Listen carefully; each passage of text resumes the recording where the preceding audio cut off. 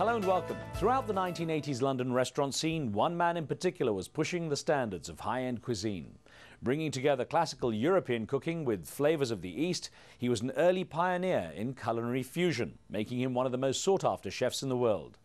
This week on 101, meet the renowned restaurateur, Anton Mosimann.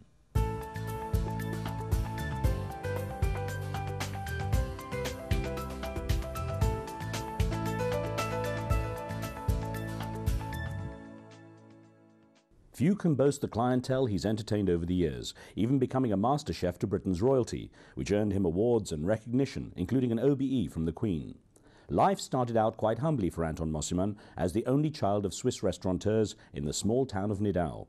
It was working with his father and his mother that Anton learned his fastidious skills as a restaurateur, having developed a passion for cooking at an early age. By 28, he was the youngest chef to lead the kitchen at the prestigious Dorchester Hotel in London. By 1988, the urge to set up on his own led him to buy an old church and convert it into what's now a landmark for fine food, the exclusive Mosimann's Private Members Dining Club in the heart of London's upmarket Belgravia neighbourhood.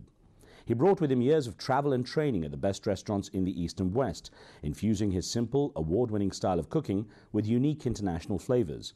As he focuses on keeping Mosimann's a unique fine dining experience, Anton's sons Philip and Mark now manage the business with him, having themselves studied at the top hotels and restaurants in Asia and Europe.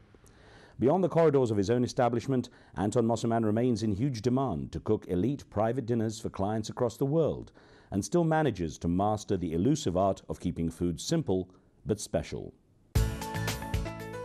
Anton, great to speak with you. Thank you. You were considered one of the first great super chefs, you know. But I wonder, can you explain to me what's the difference between a chef and a cook? Yeah, I think once a cook, always a cook. And you know, I'm one of those lucky people who get up in the morning.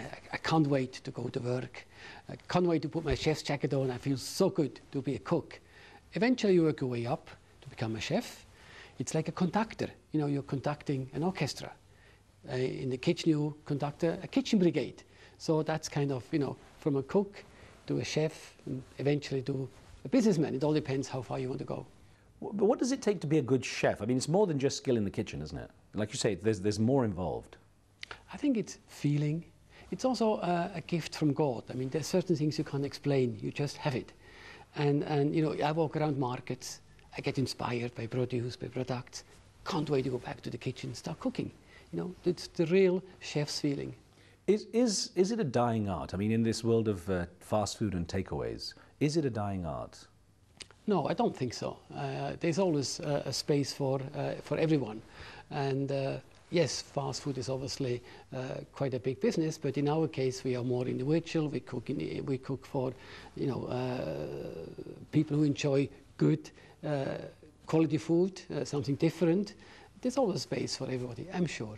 Of course, your range of taste must be wide, but what do you personally like to eat? What sort of food do you like yourself? I like good, honest, simple food, well prepared. You know, a fresh piece of fish, just steamed for a few minutes, a bit of black bean sauce, a bit of ginger, a bit of coriander. Delicious, simple food, but tasty food. And healthy, of course. I believe in healthy eating, therefore no cream, no butter, if at all possible. I'm going to ask you a little bit about that later now, but presumably your wife, Catherine, stays out of the kitchen. Actually, at home she cooks. She's yeah, she does. So you're not like you don't dominate the kitchen in that way? Not at all. It's a good teamwork. After so many years of marriage, we understand each other quite well. She has her place, I got my place. Do you find yourself, when you go out to eat anywhere, do you find yourself critiquing things? Is it? I mean, it must be a nightmare when you walk into someone else's restaurant. Yeah, it happens sometimes that things, you know, of course we're all friends, we know each other, and very often, especially the young people, they want to do something a bit special, better, and very often that's a mistake. They should keep it simple. And but no, I'm not critic. I just eat what's there, and you know, I make my own research from that point of view, my own consumption. But no, I'm not there to complain or whatever. I don't do that. You're as a Swiss. You were born in Nidau, in Switzerland, and I gather your first memory of a real taste was Emmental cheese. Yeah, it's actually it's very true. I went to the markets every Saturday morning with my father.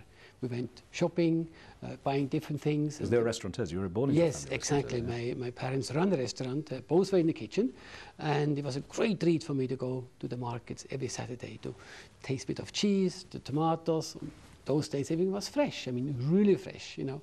So yes, I still remember that wonderful flavor, that wonderful taste of Emmental cheese. I gather your first meal for someone else was like for school friends when you were about 7 or 8 years, like a fondue or something you did. Yes, yeah? it was a cheese fondue.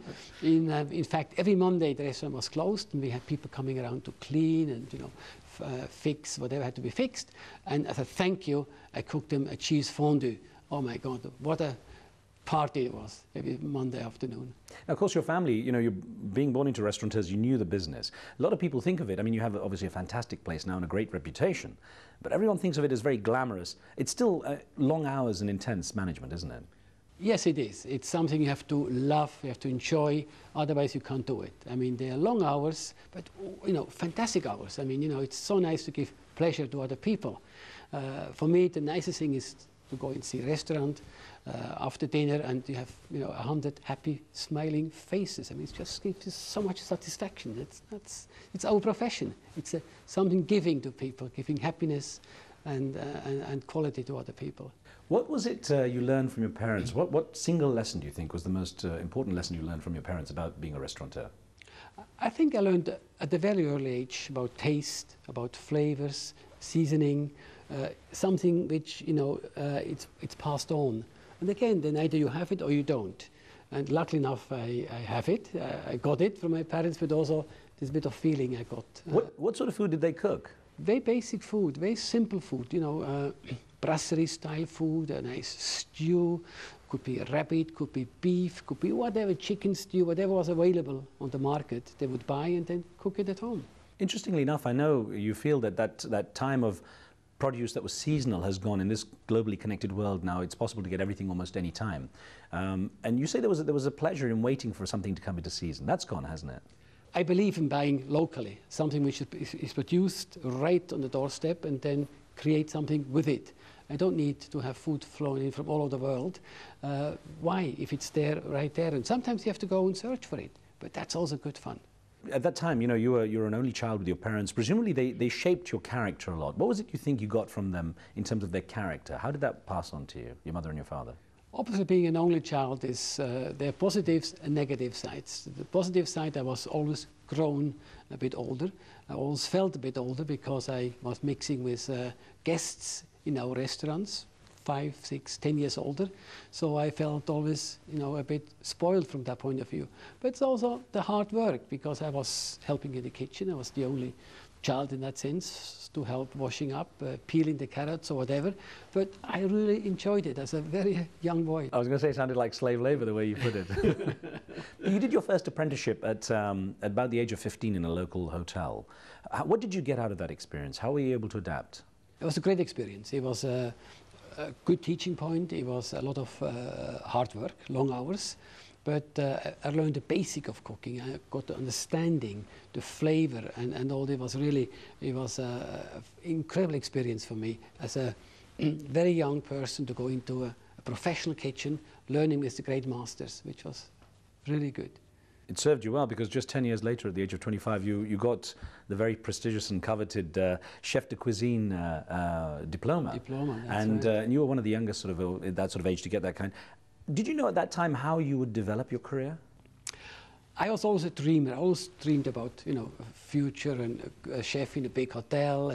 And you know, one of the most important decisions I made when I was 18, I worked in a hotel called the Palace Hotel in Villars in Switzerland, in a ski resort, with a fantastic chef who really was, you know, straight to the line. He loved perfection, and I was so young and so excited to get to know this person. And that moment I said, now I go for the best only. I go for the best chefs, the best hotels, the best restaurants. Money is not that important, but a good career is important. I said to myself, money will come one day. I'm still waiting for it. There you are. But it was really one of the best decisions I ever made. You traveled a lot too. You went from, you know, Europe across to Asia, and then you were headhunted to be the maitre chef de cuisine at the Dorchester Hotel in London, a prestigious place, of course. Only 28 years old. That's a lot of responsibility. And I think you were also filling the shoes of a very sort of established man, Eugene Kofler. Very much so. It was an incredible opportunity. I mean, I was 28, I had 132 chefs in front of me, and each one asked, why you, not me? I've been here 25 years, I've been here 30 years. It was not that easy, but it was a great challenge and had some wonderful support from management.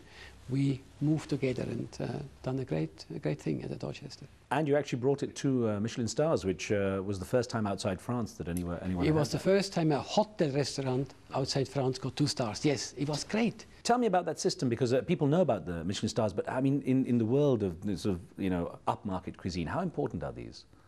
I think it's still important. It's still a good place for certain people.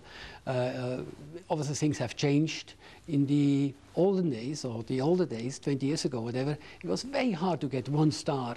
And the 2nd star was just, you know, fantastic, and there were very few 3rd stars. So it was really an achievement. And of course, in those days, I had 650 people on the waiting list from all over the world because of that reputation. They wanted to come and work at the Dorchester, which was fantastic for me. It's true. In the 80s, you set yourself as the sort of leader of this culinary scene in London at that time, and I gather it was very tough to get into your kitchen as well. But in terms of what set you apart, what do you think it was that set you apart from your competitors? I think it was determination, it was support, it was winning, it was go forward. I just wanted to be, you know, one of the best in London, and luckily, years later, we achieved that. We really were in good shape. I'm going to ask you about some of these famous people who've come through your doors in just a moment. Anton, don't go away. We're speaking with Anton Mosimann. There'll be more one-on-one in just a moment.